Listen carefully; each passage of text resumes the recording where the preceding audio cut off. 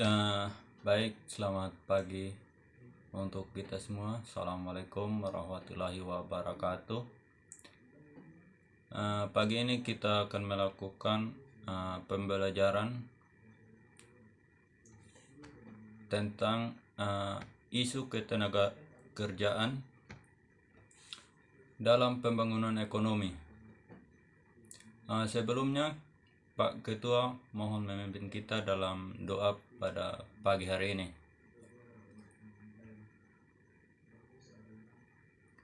Baik, terima kasih untuk Pak Ketua sudah memimpin kita dalam doa pada pagi hari ini. Kita masuk pada materinya, yaitu isu ketenagakerjaan dalam pembangunan ekonomi. Beberapa konsep ketenagakerjaan. Yang pertama ada penduduk. Penduduk dipilih menjadi dua, yaitu tenaga kerja dan bukan tenaga kerja. Tenaga kerja merupakan penduduk yang ada dalam batas usia, sedangkan penduduk di luar batas usia kerja tidak termasuk tenaga kerja. Batas usia kerja antara negara satu dengan negara yang lain berbeda-beda. Perbedaan batas usia kerja antar negara terutama ditentukan oleh kondisi ekonomi negara yang bersangkutan. Semakin maju perekonomian suatu negara, maka batas usia kerja penduduk di negara tersebut juga semakin tinggi. Yang kedua, ada tenaga kerja. Tenaga kerja bisa dipilih lagi menjadi dua, yaitu angkatan kerja dan bukan angkatan kerja. Yang pertama ada angkatan kerja. Angkatan kerja merupakan golongan penduduk dalam batas usia kerja yang sedang bekerja atau sedang mencari pekerja, mempunyai pekerjaan tetap, tetapi untuk sementara tidak bekerja dan tidak mempunyai pekerjaan sama sekali, tetapi aktif mencari pekerjaan. Bekerja mengandung arti melakukan kegiatan untuk menghasilkan barang dan jasa dengan tujuan memperoleh penghasilan pada suatu waktu tertentu. Angkatan kerja bisa dipilih menjadi dua, yaitu pekerja dan penganggur. Yang pertama ada pekerja. Pekerja ialah seseorang dikatakan bekerja apabila ia melakukan pekerjaan dengan tujuan memperoleh upah atau membantu memperoleh pendapatan selama paling sedikit 1 jam secara terus-menerus dalam seminggu sebelum survei dilakukan. Yang kedua, pengangguran. Penganggur adalah orang yang tidak memiliki pekerjaan atau orang yang sedang mencari pekerjaan. Penganggur seperti ini dikategorikan penganggur terbuka, tetapi seorang yang bekerja, tetapi tidak penuh dalam arti ia tidak dimanfaatkan secara optimal dilihat dari sisi jam kerja yang digunakan dan produktivitas kerjanya. Dikategorikan sebagai setengah penganggur. Setengah penganggur dapat dibedakan menjadi dua, yaitu yang pertama setengah penganggur kentara, yaitu mereka yang bekerja kurang dari 35 jam seminggu. Yang kedua, ada setengah penganggur tidak kentara, yaitu mereka yang bekerja tetapi sebenarnya produktivitas dan pendapatannya rendah. Yang kedua ada bukan angkatan kerja. Bukan angkatan kerja adalah penduduk dalam usia kerja yang tidak bekerja, tidak mempunyai pekerjaan dan sedang mencari pekerjaan, yaitu seperti pelajar, mahasiswa, ibu rumah tangga, serta menerima pendapatan tetapi bukan imbalan langsung atau suatu kegiatan produktif.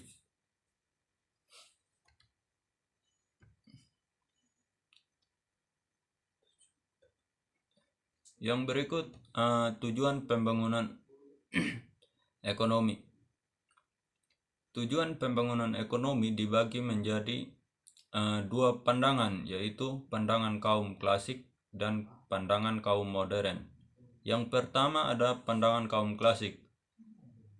Menurut kaum klasik, penduduk merupakan hambatan dalam proses pembangunan karena jumlah penduduk yang semakin besar, terlebih bila dibarengi dengan laju pertumbuhan yang tinggi, akan menjadi beban pembangunan karena mengakibatkan pendapatan per kapita turun, menimbulkan pengangguran. Yang kedua, pandangan kaum modern. Kaum ini justru menganggap penduduk merupakan pemacu kegiatan pembangunan dalam jangka pendek. Dalam jangka pendek, tujuan pembangunan ekonomi adalah tercapainya tingkat pengerjaan penuh. Yang berikut ada pertumbuhan ekonomi. Pertumbuhan ekonomi merujuk pada kenaikan pendapatan nasional, sedangkan pembangunan ekonomi memiliki implikasi yang lebih luas dibanding pertumbuhan ekonomi. Pembangunan ekonomi juga merujuk pada kenaikan pendapatan nasional per kapita, tetapi pembangunan ekonomi juga masyarakat ada dalam jangka pendek. Tujuan pembangunan ekonomi adalah tercapainya tingkat pengerjaan penuh. Yang berikut ada pertumbuhan ekonomi. Pertumbuhan ekonomi merujuk pada kenaikan pendapatan nasional, sedangkan pembangunan ekonomi memiliki implikasi yang lebih luas dibanding pertumbuhan ekonomi. Pembangunan ekonomi juga merujuk pada kenaikan pendapatan nasional per kapita, tetapi pembangunan ekonomi juga masyarakat adanya perubahan dalam struktur perekonomian. Pertumbuhan ekonomi ditentukan oleh perubahan nilai output real. Nilai output real nasional ditentukan oleh input tenaga kerja yang digunakan, diukur dalam jam kerja, dan produktivitas tenaga kerja mengukur output real per 1 jam per kerja.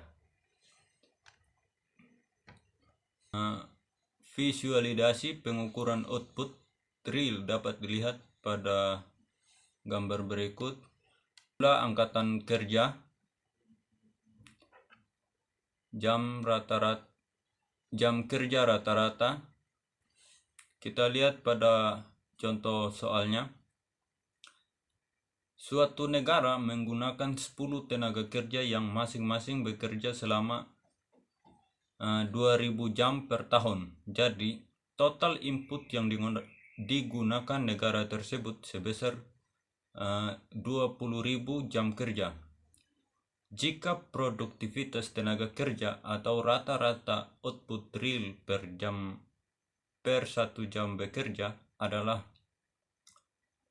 1 juta, output real di negara tersebut menjadi 20.000 kali 1 juta sama dengan 20 juta ribu rupiah. Kita lihat pada berikutnya.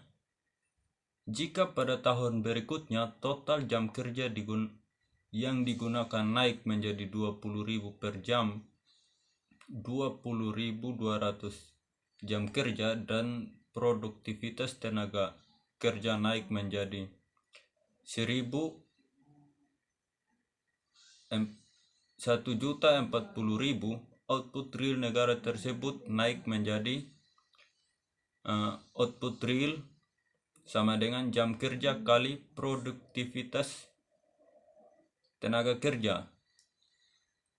Jadi kita lihat pada contoh soalnya, 20.200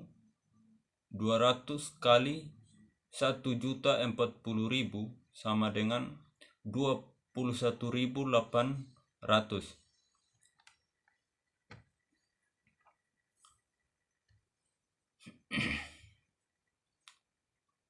Pertumbuhan ekonomi dapat dihitung dengan formula sebagai berikut.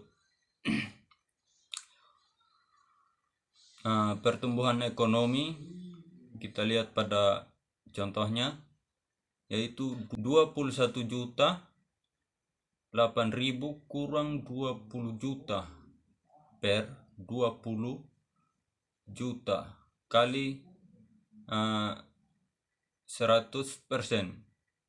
yaitu kita dapat hasilnya yaitu 5,04%. Jadi pertumbuhan ekonomi yang terjadi di negara tersebut sebesar 5,4% per tahun. Pertumbuhan ekonomi dapat dihitung dengan formula sebagai berikut, yaitu pertumbuhan ekonomi sama dengan output real kurang output real N kurang 1 per output real kurang N kurang 1 dibagi output real N kurang 1 kali 100%. Jadi hasilnya kita dapat lihat sebagai berikut, yaitu 5,04%. Jadi pertumbuhan ekonomi yang terjadi di negara tersebut sebesar 5,4% per tahun. Jadi baik saudara-saudara, untuk materi kita pada pertemuan hari ini Bapak akhiri. Mungkin ada pertanyaan dari saudara-saudara, saya persilahkan.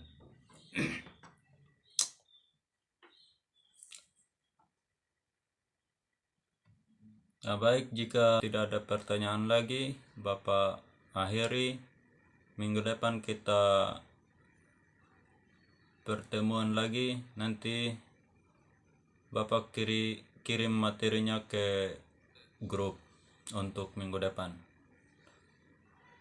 Jadi baik saudara-saudara, Assalamualaikum warahmatullahi wabarakatuh.